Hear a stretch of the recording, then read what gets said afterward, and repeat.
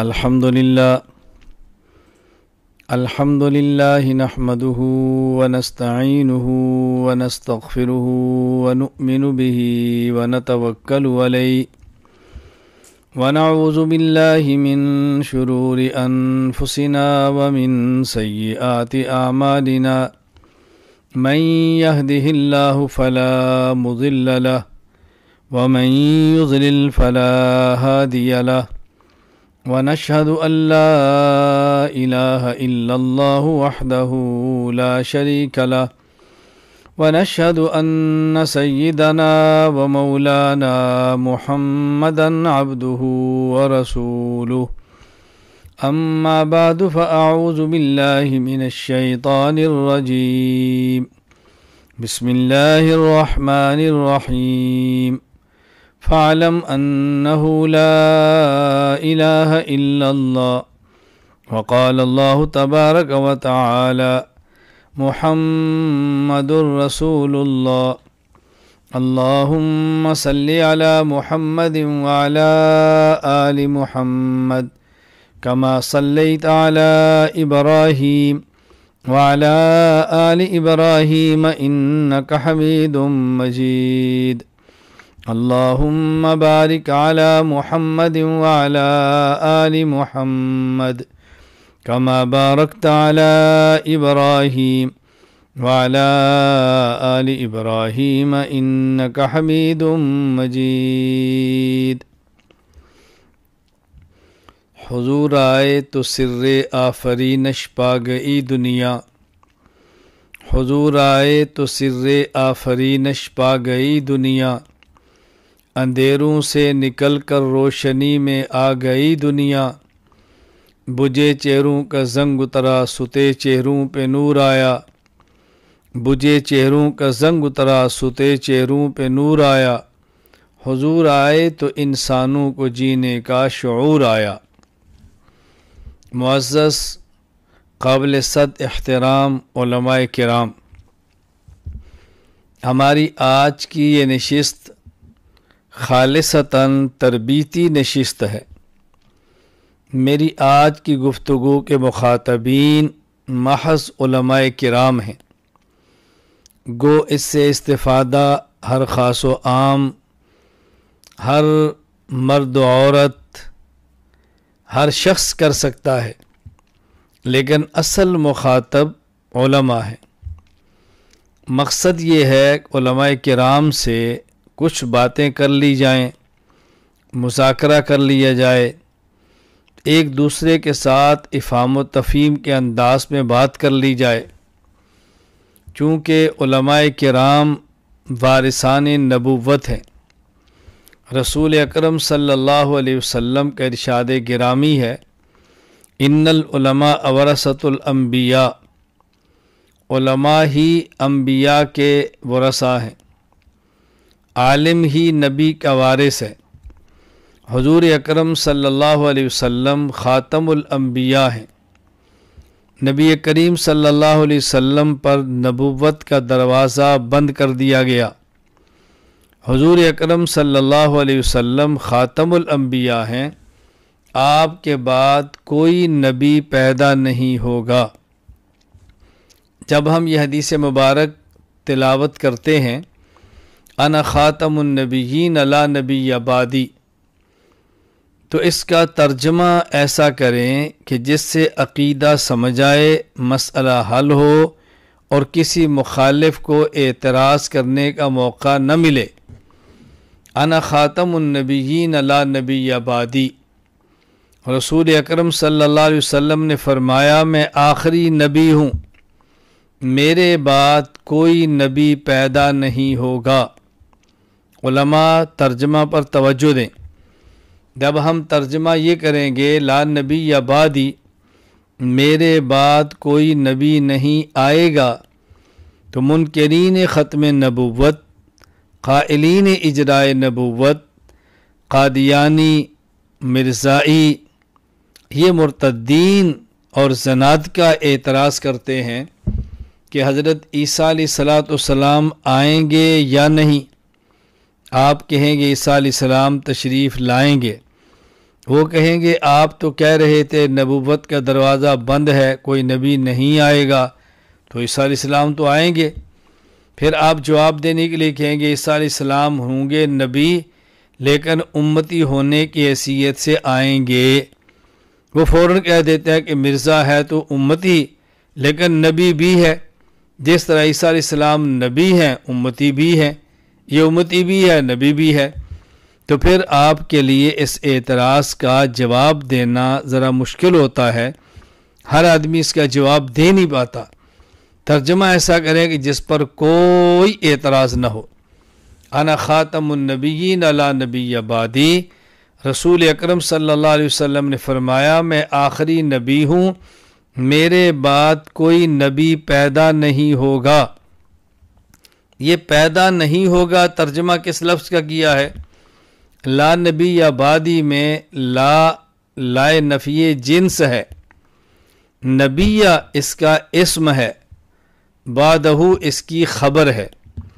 لا نفی جنس کا اسم مبنی بر فتح ہوتا ہے اور نبیہ پر فتح موجود ہے، اور اس کی خبر مرفوع ہوتی ہے۔ بعدہ تو بظاہر مرفوع نہیں ہے، اس پر تو ضمہ رفع پیش نہیں ہے۔ بعدہ بعد مضاف، ہو ضمیر مضاف الی، مضاف اپنے مضاف الی سے مل کر یہ متعلق محذوف کے ہے۔ وہ محذوف آپ کیا نکالیں گے؟ کائن نکالیں، ثابت نکالیں، تو ترجمہ ہوگا کہ میں آخری نبی ہوں اور نہیں نبی ہوگا میرے بعد، نہیں نبی آئے گا میرے بعد۔ اب اعتراض ہو جائے گا، اور اگر آپ متعلق بعدہ کا جس کے بعدہ متعلق ہوگا وہ محذوف مولود مان لیں، اب اعتراض نہیں ہوگا۔ لا نبی یا مولود بعدی، میرے بعد کسی نبی کی ولادت نہیں ہوگی۔ حضرت عیسیٰ علیہ السلام کی ولادت نہیں ہوگی، عیسیٰ علیہ السلام پیدا نہیں ہوں گے، بلکہ حضرت عیسیٰ علیہ السلام آسمان سے نازل ہوں گے۔ آسمان سے نازل ہونا اور ہے، اور کسی شخص کا پیدا ہونا اور ہے۔ انا خاتم النبیین لا نبی بعدی، ان الفاظ پر علماء کرام اچھی طرح توجہ دیں۔ میں یہاں ایک بات اور بھی کہتا چلا جاؤں کہ ہم اہل السنت والجماعت ہیں۔ اہل السنت والجماعت فرقہ ناجیہ ہے، نجات پانے والا فرقہ ہے۔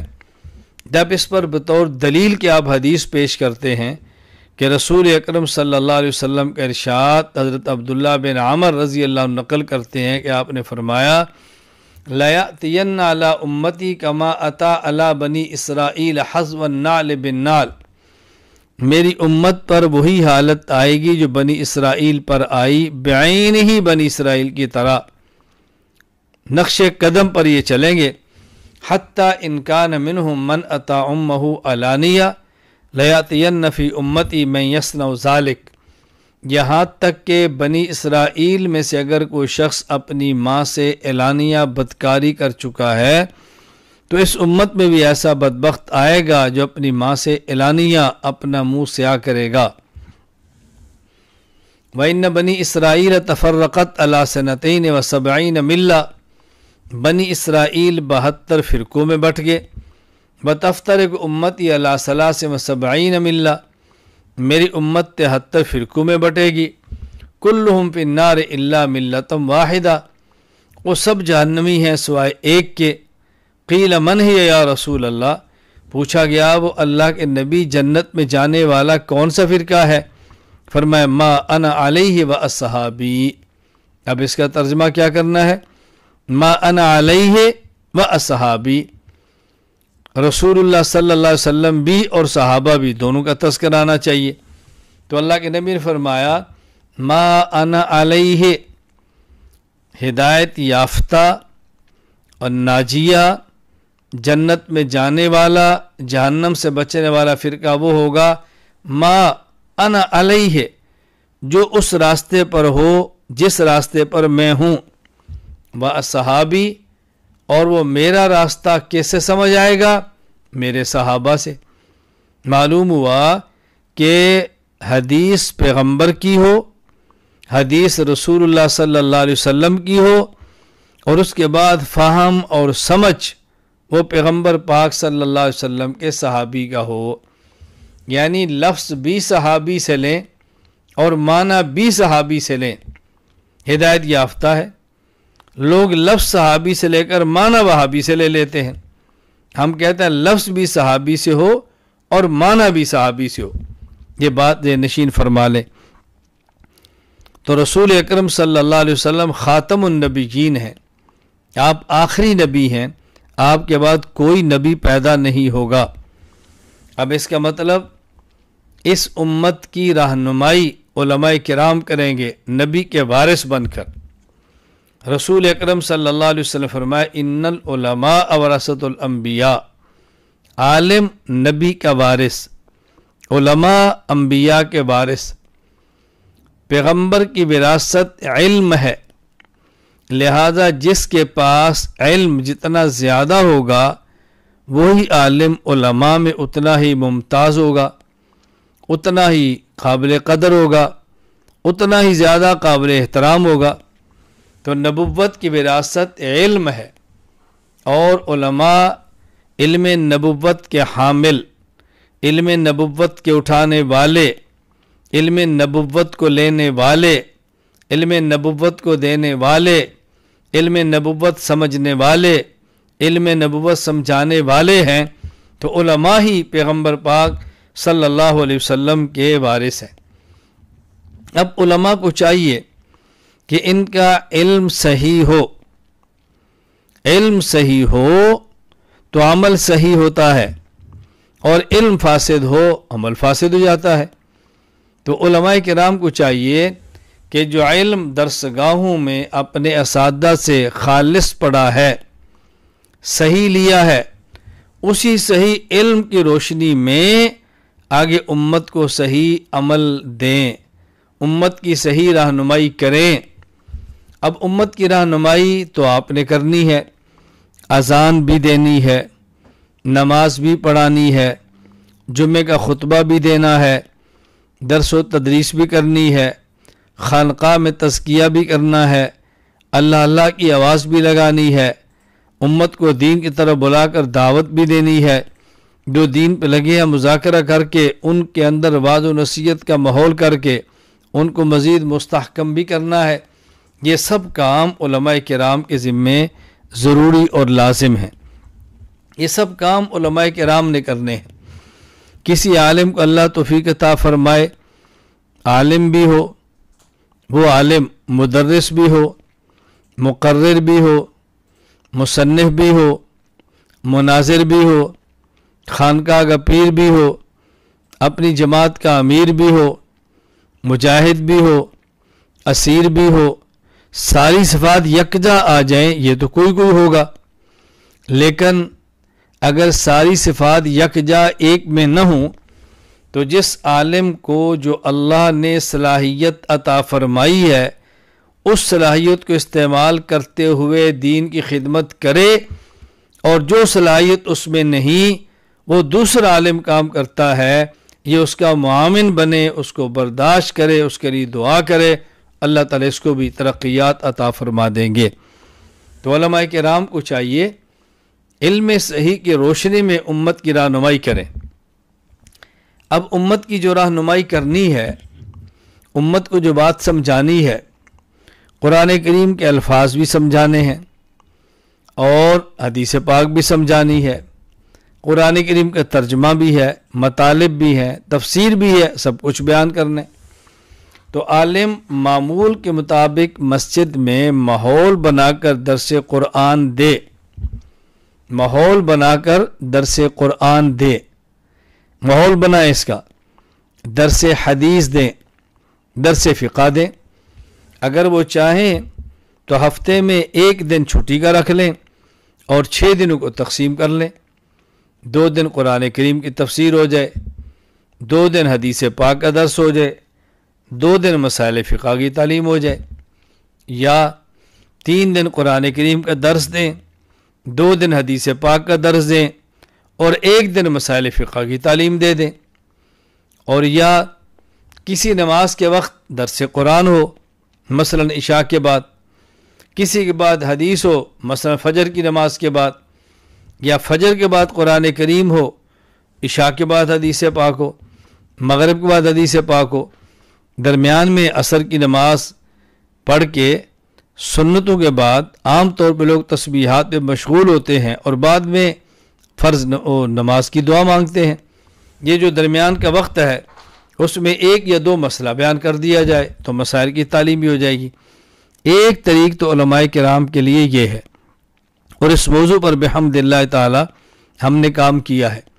نمبر ایک، قرآن کریم کی عقائد اور احکام والی آیات کی تفسیر کر دی ہے۔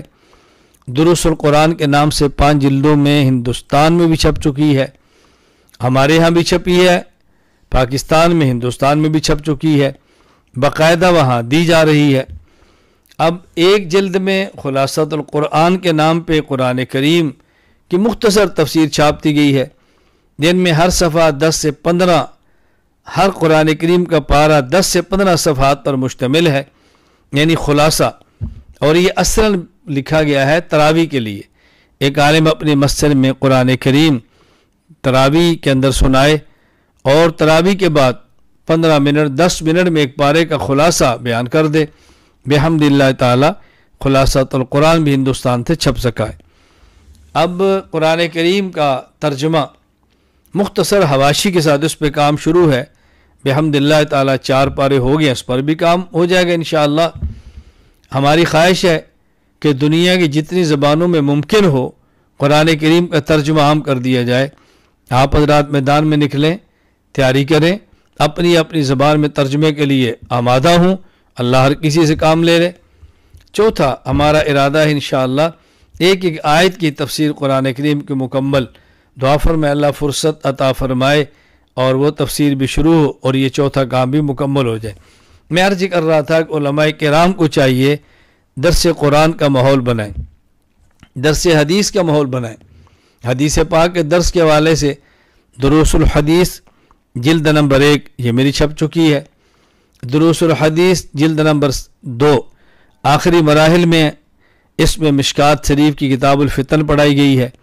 اس کے بعد تیسری جلد دروس الحدیث وہ آ جائے گی، اس کی بنیاد صحیح بخاری شریف سے اہل باطل نے جو مستدلات لیے، جن احادیث سے استدلال کرتے ہوئے غلط مطلب بیان کیا، ان کا صحیح معنی بیان کر کے اہل باطل کو جواب دیا گیا ہے۔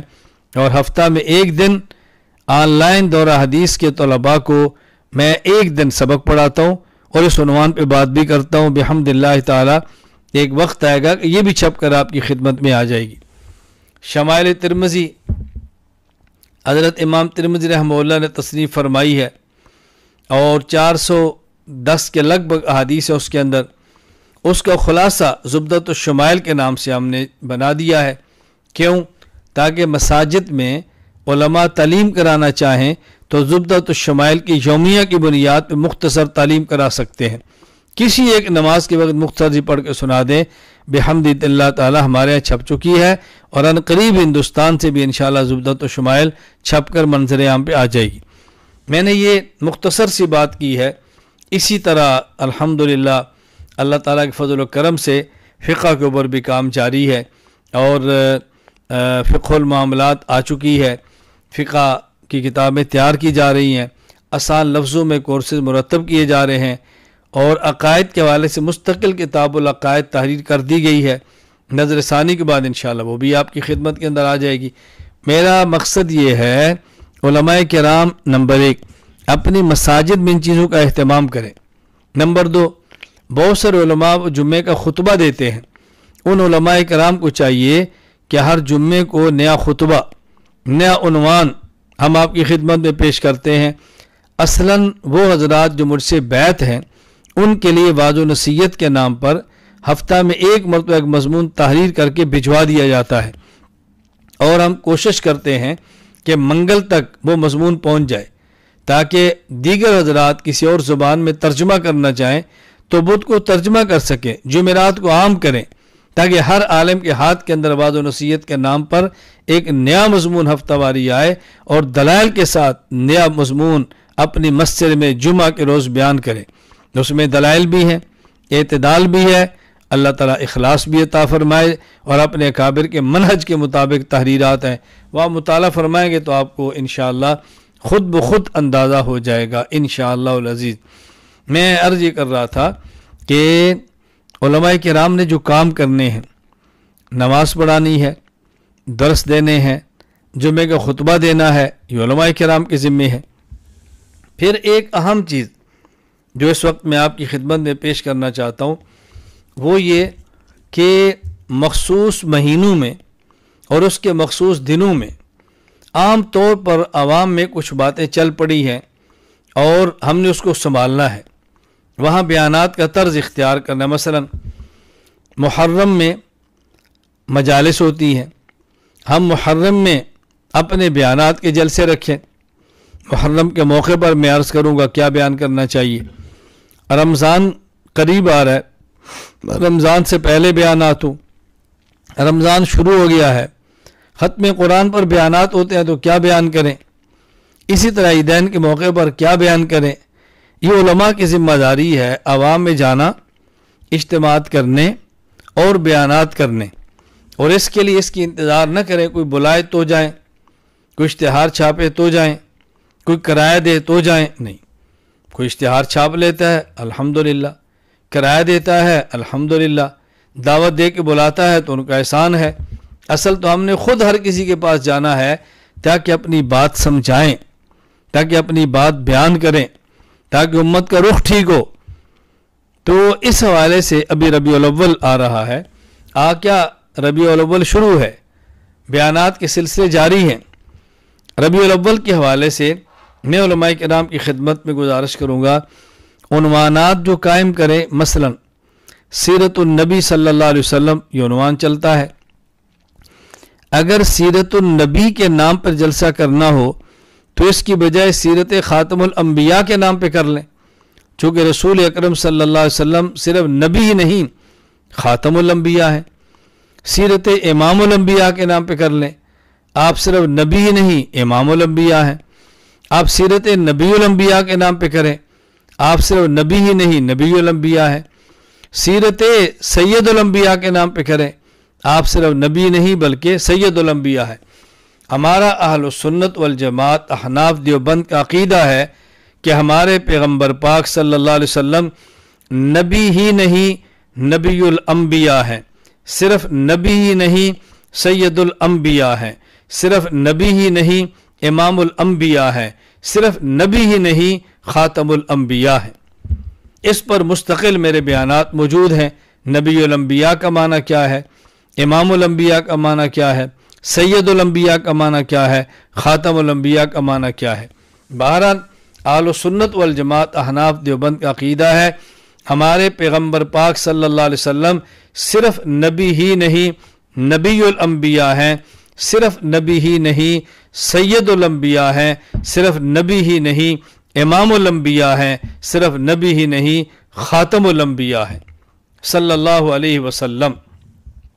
ہم اس طرح عوام میں بیان کریں اور اس عنوان پہ جلسے کریں، اور ایک طرز یہ ہے کہ ربیع الاول میں عنوان قائم کریں تعلیمات پیغمبر صلی اللہ علیہ وسلم، تعلیمات پیغمبر صلی اللہ علیہ وسلم، یعنی لوگوں کو بتایا جائے ہمارے پیغمبر پاک کی تعلیمات کیا ہیں۔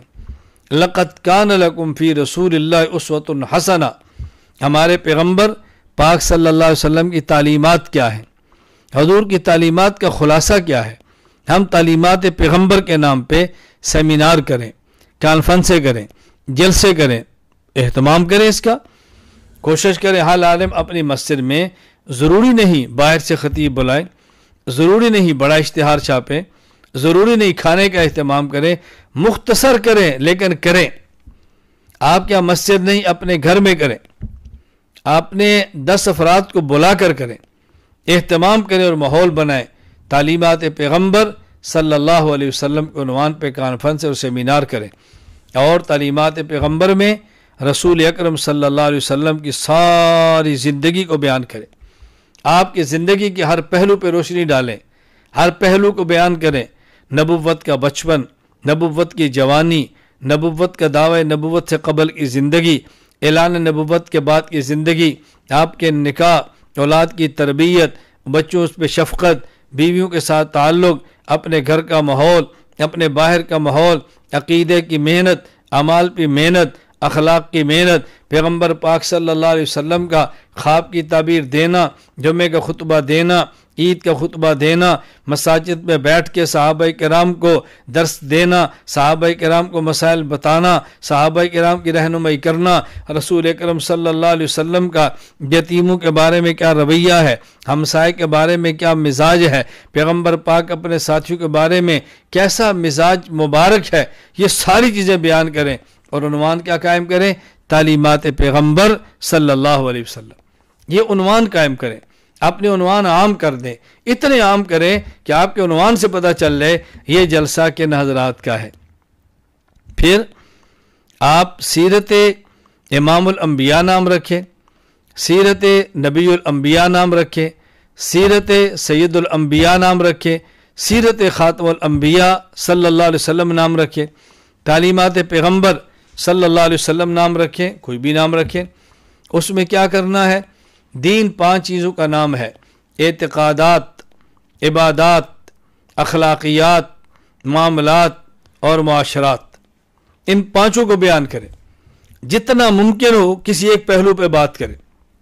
اچھی طرح بات سمجھ لیں، دین 5 چیزوں کا مجموعہ ہے: اعتقادات، عبادات، اخلاقیات، معاملات، معاشرات۔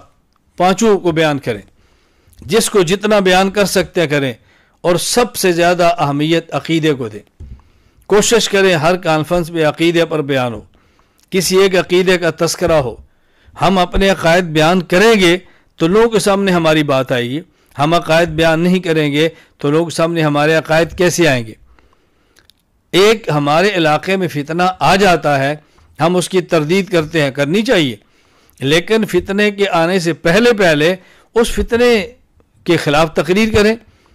فتنے کے نام کی ضرورت نہیں ہے، شخص کے نام کی ضرورت نہیں ہے، لیکن جو غلط عقیدہ آ رہا ہے اس عقیدے پر تو رد فرمائیں، رد دلیل سے کریں، رد اعتدال سے کریں، رد اخلاص سے کریں، اکابر کے منہج کے مطابق کریں، لیکن کریں تو صحیح۔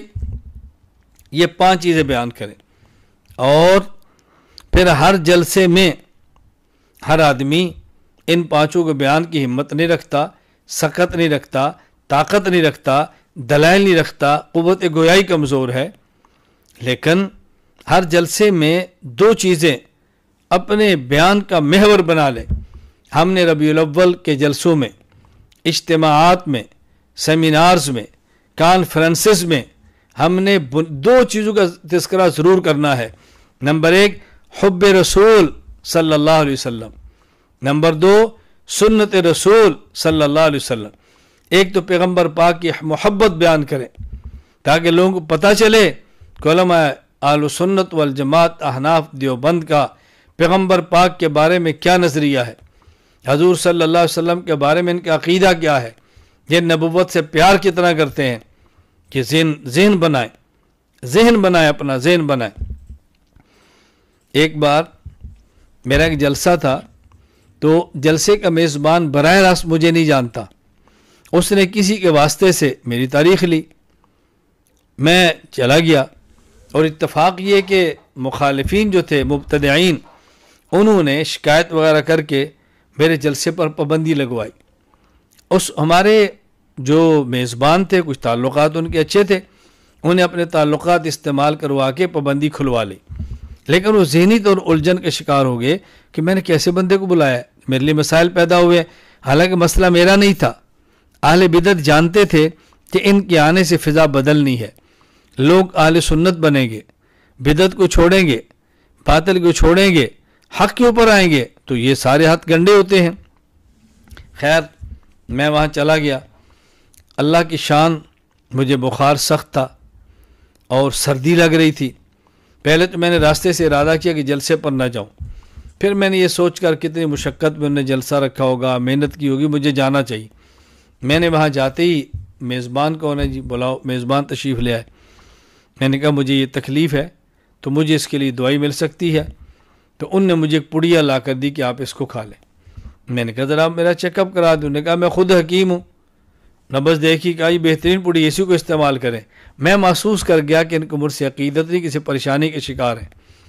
خیر ہم بیٹھے تو جیسے ایجنسیز اور پولیس اور یہ آئے، بات کیجیے آپ کا کیا نام ہے، کہاں سے آئے ہیں، شناختی کارڈ دے، یہ کرے۔ میں نے کہا کوئی مسئلہ نہیں۔ میں جب بیان کے لیے گیا تو میرے بیان کے اندر وہ بھی آ کر بیٹھ کے ڈائری لے کر بیٹھے۔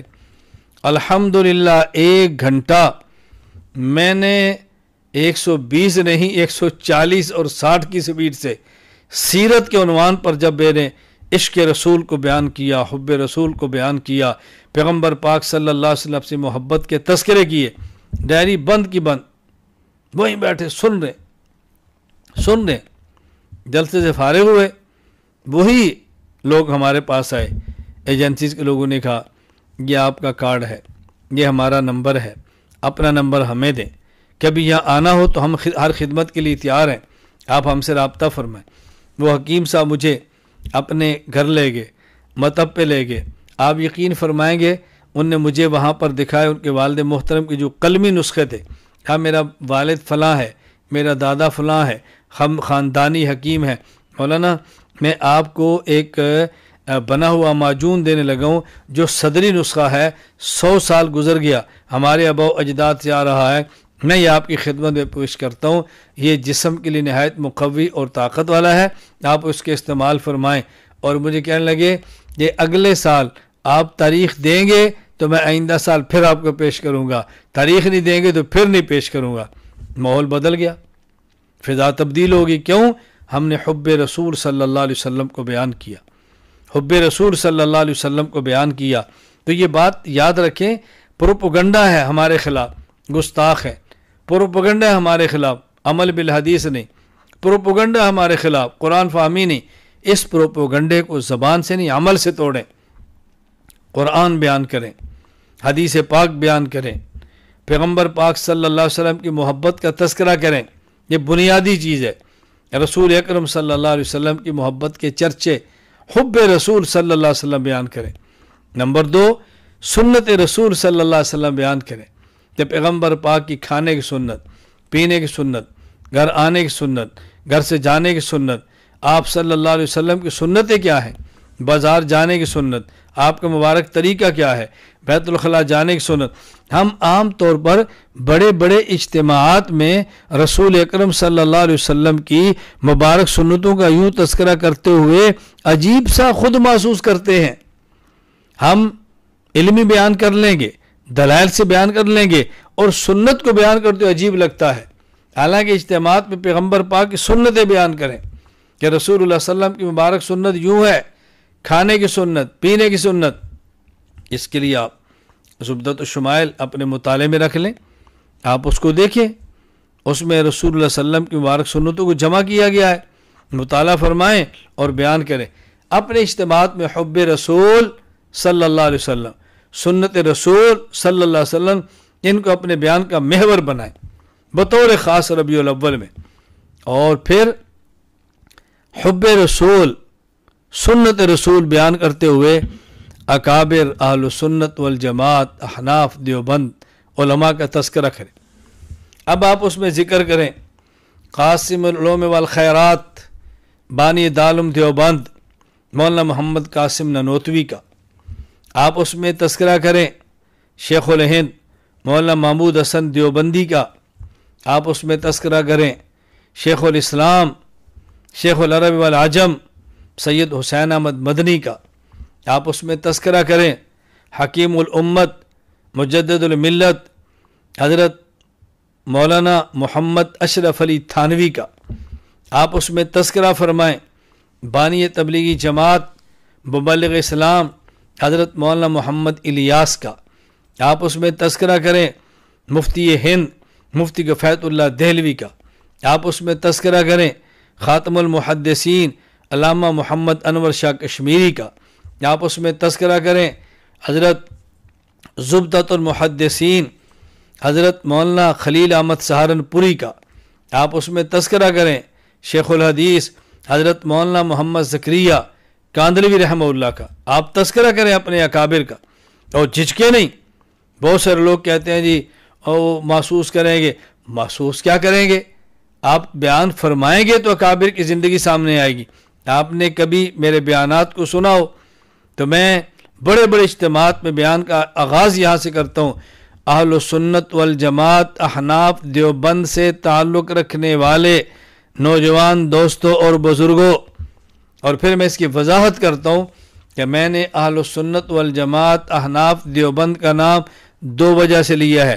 نمبر 1، میرے سامع کو پتہ چلے میں کون ہوں، غلط فہمی کے اندر نہ رہے.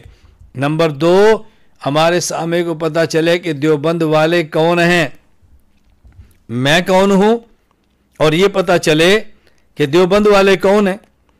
سب بات کھل جائے اور یہ ذہن بنائیں کہ میرے مخاطب کون ہیں. میں ان سے بات کر رہا ہوں، میں ان سے بات کر رہا ہوں. کوئی یہ نہ سمجھے کہ ہمارے خلاف بات ہو رہی ہے. میں کہتا ہوں بھائی آپ سر پہ ٹوپی پہن کے رکھیں، پگڑی باندھ کے رکھیں. ایک بندہ کہتا ہے او جی ننگے سر کے خلاف تقریر کر دی. میں نے کہا نہیں، میں تو اپنی بات کہتا ہوں. میں پگڑی کیوں باندھتا ہوں، تمہارے خلاف تقریر نہیں کی. میں سفید کپڑے کیوں پہنتا ہوں، میں نے نیلے اور پیلے، سرخ اور سیاہ کپڑے خلاف تو تقریر نہیں کر رہا. میں 20 رکعت تراویح کیوں پڑھتا ہوں، میں تو 8 کے خلاف تقریر نہیں کر رہا. میں تو اپنا عمل بتا رہا ہوں کہ میں کون ہوں. اس میں آپ کو الجھن کیا ہے؟ تو اس انداز میں اپنے عقائد اور اپنے اعمال کو بیان کرنا ہے، لیکن اپنے اکابر کا تذکرہ کریں. ایک مرتبہ کراچی کی ایک بہت بڑی مسجد تھی، تو کچھ دوستوں نے محنت کر کے وقت لیا، جلسہ رکھا.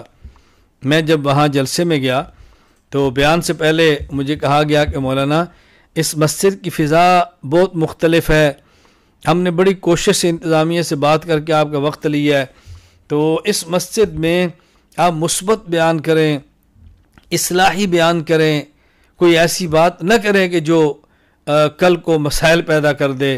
ہم نے بڑی مشکل سے وقت لیے. میں نے کہا بہت اچھا، کوئی بات نہیں، بہت اچھا. ممبر پہ بیٹھا، میں نے خطبہ دیا. تو میں نے خطبہ دینے کے بعد ان لوگوں سے پوچھا بھائی آپ دن میں کتنی نمازیں فرض پڑھتے ہیں؟ کہا جی 5. میں نے کہا اچھا یہ بتائیں ان 5 نمازوں میں آپ امام کے پیچھے فاتحہ پڑھتے ہیں؟ کہا جی نہیں. میں نے کہا تراویح کتنی پڑھتے ہیں؟ کہا جی 20. توجہ رکھیں، کہا جی 20. میں نے کہا آپ مصافحہ کتنے ہاتھ سے کرتے ہیں؟ کہا جی 2 سے. میں نے کہا آپ دن میں نمازیں 5 پڑھتے ہیں، دلیل آتی ہے؟ کہا جی نہیں. میں نے کہا میں دیتا ہوں. آپ امام کے پیچھے قرات کرتے ہیں؟ کہا جی نہیں. میں نے کہا دلیل میں دیتا ہوں. تراویح کتنی پڑھتے ہیں؟ کہا جی 20. میں نے کہا دلیل آتی ہے؟ کہا جی نہیں. میں نے کہا میں دیتا ہوں. مصافحہ کتنے ہاتھ سے کرتے ہیں، 1 ہاتھ سے یا 2 سے؟ کہا جی 2 سے. میں نے کہا دلیل آتی ہے؟ کہا جی نہیں. میں نے کہا میں دیتا ہوں. میں نے کہا جن مسائل پہ آپ عمل کرتے ہیں وہ مسائل تو فرقہ واریت نہیں ہیں، تو ان مسائل پہ دلائل دینا یہ فرقہ واریت کیسے ہے؟ لوگوں نے کہا جی بسم اللہ بسم اللہ، اب بات شروع فرمائیں. اب دیکھو بات ہو گئی اور میں نے اپنے وضو پہ بات شروع کر دی، کوئی الجھن نہ رہی. ہمیں کہیں بھی مسئلہ ہوتا ہے تو میں حضرات سے کہتا ہوں بھی ایک بار ہمیں سٹیج تک پہنچاؤ، آگے ہم جانے اور سٹیج جانے. امیر شریعت عطا اللہ شاہ بخاری نور اللہ مرقدہ ایک جلسے میں تشریف لے گئے تو حضرت کو کہا گیا کہ حضرت آج کے جلسے میں نوجوانوں کو تیار کر کے آپ کے خلاف بٹھایا گیا ہے، جب آپ سٹیج پہ تشریف لے جائیں گے تقریر کریں گے وہ آپ کو ٹماٹر انڈے اور یہ چیزیں ماریں گے، جلسہ خراب کریں گے. حضرت شاہ جی فرمانے لگے ایک بار مجھے آپ عافیت سے سٹیج پر پہنچا دو، پھر میں جانوں اور نوجوان جانے. حضرت شاہ جی رحمۃ اللہ علیہ کو سٹیج تک پہنچایا گیا. جب حضرت سٹیج پر تشریف لے آئے تو شاہ جی نے شروع میں کہا بھائی آج میں نے آپ کو ایک واقعہ سنانا ہے، اگر آپ حضرات اجازت دو تو میں واقعہ سنا دوں. لوگوں نے کہا جی سنا دیں.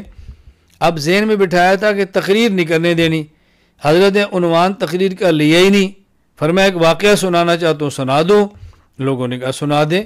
لوگ قرآن سے دشمنی کریں گے، حدیث سے دشمنی کریں گے، سے عقیدت دشمنی کریں گے، قصے کہانیاں تو شوق سے سنتے ہیں۔ حضرت شاہ جی فرمانے لگے ایک عورت نہایت بدصورت تھی، ایک عورت نہایت بدصورت تھی، اس کا نکاح ایک خوبصورت نوجوان مالدار سے ہو گیا۔ اب وہ اس کے سامنے اپنے حسن کے تذکرے کرتی، میں تو ایسی ہوں، میں تو ایسی ہوں، اس کو نظر آتا نہیں تھا۔ ایک دن ایک شخص بازار میں آیا اور سرما بیچنے لگا۔ اس نے کہا میرے پاس وہ سرما ہے کہ جو آدمی مادرزاد نبینا ہو، اگر وہ بھی اس کو چند دن تک پہن لے تو اس کی بینائی ٹھیک ہو جائے گی۔ اس نبینے چودھری وڈیرے آدمی نے سنا، بیوی سے کہا دوڑ کے جا اس سے سرما لے۔ بیوی باہر گئی اور اس بندے کو بلایا اور بلا کر کچھ پیسے دی، کہ پیسے لے اور اس گاؤں سے نکل جا، اس گاؤں سے نکل جا۔ اس نے پیسے لیے اور چلا گیا۔ تو اس کے شوہر نے کہا وہ سرما، اس نے کہا خوش بخت اور نیک بخت آدمی، کوئی ایسا سرما بھی ہے کہ مادرزاد بندہ نبینا ہو اور اس کو 2 سلائی لگاؤ تو سرما ٹھیک ہو جائے؟ انہوں نے کہا ایسے وہ مجنون آدمی تھا، میں گئی، میں نے بلایا، وہ مجھے دیکھ کر ہی دوڑ گیا۔ حضرت شاہ جی فرمانے لگے یہ عورت بدصورت تھی اور جس کے گھر میں تھی وہ خوبصورت بھی تھا، مالدار بھی تھا، اگر اس کی بینائی آ جاتی اس کو گھر میں کہاں رکھتا؟ شاہ جی فرمانے لگے دیکھو تم خوبصورت ہو، ایمان کی دولت والے ہو، اور تمہارے گھر میں آیا ہے انگریز، یہ بد فطرت، بد چلن، بد شکل ہے، اور میں آیا ہوں تمہارے پاس سرما لے کے، بھئی اگر تم اجازت دو تو میں سرمے کی 2 سلائیاں ڈال دوں، اور ان کو پتہ ہے اگر امیر شریعت کا سرما انہوں نے ڈال دیا تو مجھے کون رہنے دے گا، اس لیے آپ کا ذہن بنایا گیا ہے کہ اس کو سرما نہ بیچنے دو، اگر تم اجازت دو تو میں 2 سلائی سرمے کی دے دوں۔ نوجوان نے کہا جی شاہ جی۔ تو شاہ جی نے پھر قرآن کریم پڑھنا شروع کیا، سبحان اللہ۔ وہ تو پھر عشاء کو شروع ہوتے تو فجر تک چلتے تھے، مجمع کایا پلٹ گئی۔ میں یہ بات کہہ رہا ہوں کہ داعی کی شان یہ نہیں کہ لوگوں سے متاثر ہو، داعی متاثر نہیں ہوتا، مؤثر ہوتا ہے، داعی منفعل نہیں ہوتا، فاعل ہوتا ہے۔ داعی کا ایک مزاج ہے، داعی کو افلا ينظرون الى الابل كيف خلقت والى السماء كيف رفعت والى الجبال كيف نصبت والى الارض كيف سطحت۔ داعی کو تو اس طرح ہونا چاہیے، افلا ينظرون الى الابل كيف خلقت، اونٹ کو دیکھو کیا مشقت برداشت کرتا ہے، ایک مرتبہ پانی پیے تو ہفتہ چل رہا ہے۔ افلا ينظرون الى الابل كيف خلقت والى السماء كيف رفعت، آسمان کی وسعتیں دیکھو۔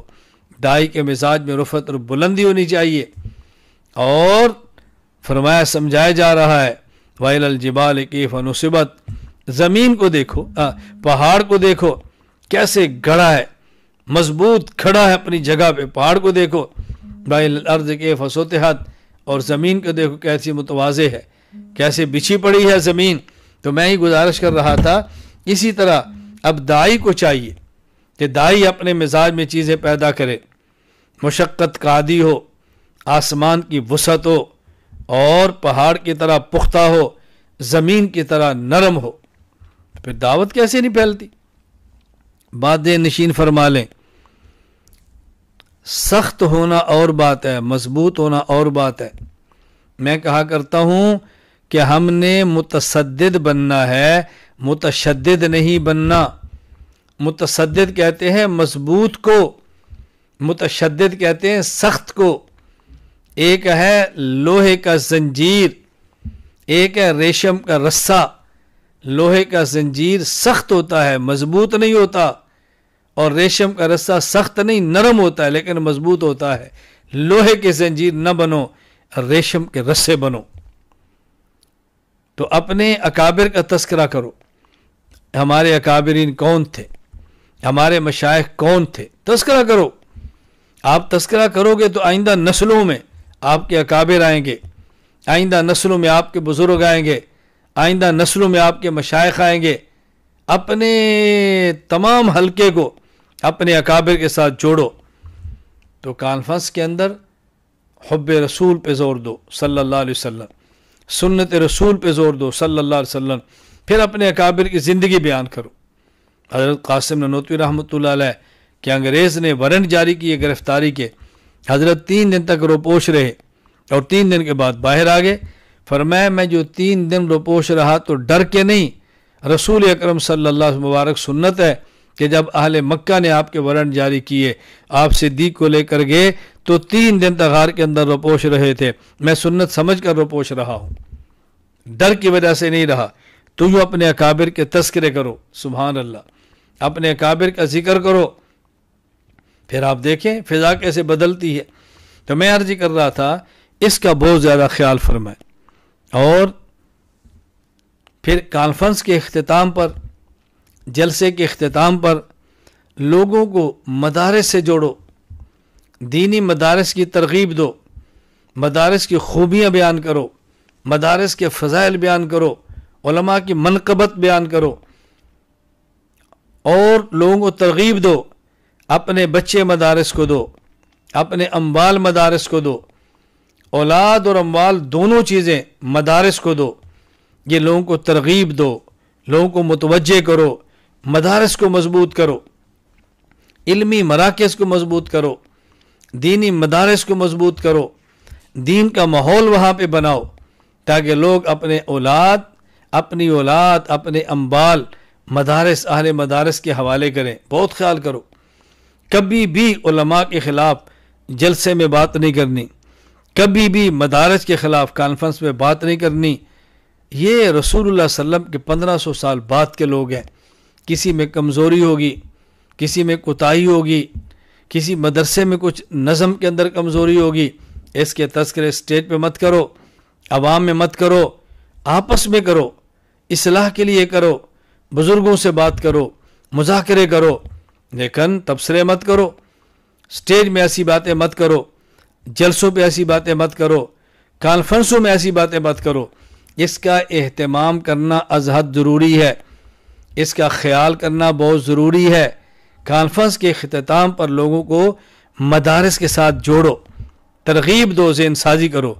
تو میں نے چند ایک باتیں آپ حضرات کی خدمت میں عرض کی ہیں، یہ چیزیں ہم اگر اس کا اہتمام کریں گے تو انشاءاللہ العزیز بہت زیادہ فائدہ ہوگا، بہت زیادہ نفع ہوگا۔ میں خلاصہ عرض کر دیتا ہوں۔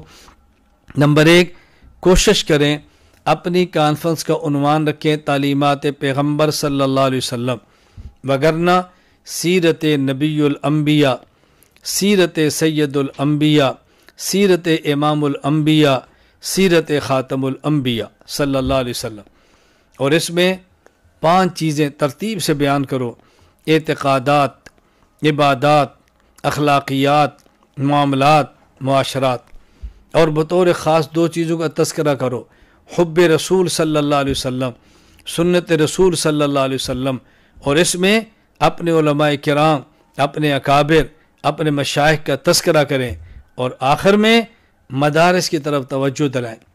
بچے مدرسوں میں داخل، اپنے اموال مدرسوں کو دو، بس یہ ماحول بنائے، ماحول انشاءاللہ بہت نفع ہوگا۔ اللہ تعالیٰ مجھے اور آپ سب کو سنت کے مطابق اپنی زندگی گزارنے کی توفیق عطا فرمائے۔ وآخر دعوانا ان الحمدللہ رب العالمین۔ کون تھے؟ اچھا، اگر آپ حضرات میں سے کسی نے کوئی ضروری سوال کرنا ہو تو کر لیں، کوئی ضروری بات پوچھنی ہو تو پوچھ لیں۔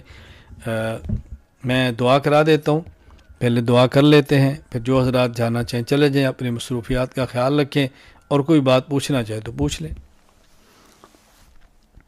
الحمدللہ رب العالمین، والصلاة والسلام علی رسولہ وعلی آلہ وصحابہ اجمعین۔